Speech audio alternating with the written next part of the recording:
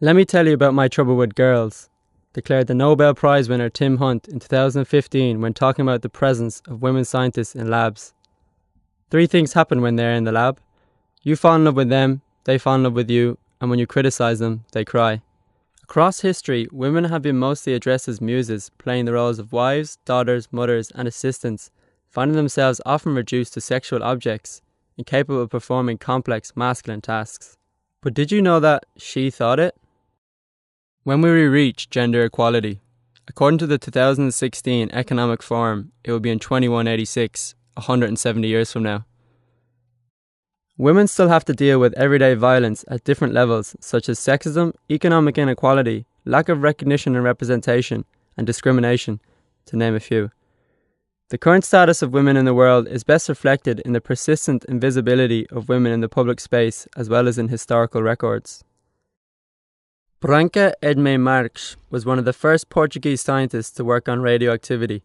She was trained by Marie Curie in Paris and developed groundbreaking work on radiochemistry.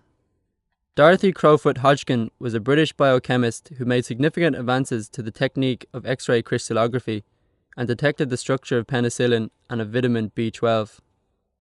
Hannah Husch was a German artist, a well-known member of the Berlin Dada and a pioneer of photomontage.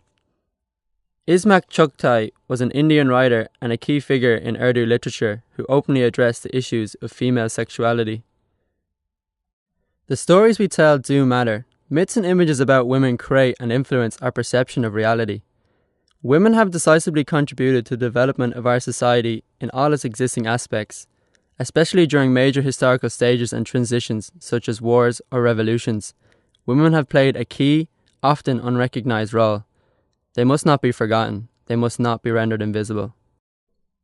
Even though women today have gained access to areas previously restricted to men, they are still confronted with sexist positions, such as Tim Hunt's.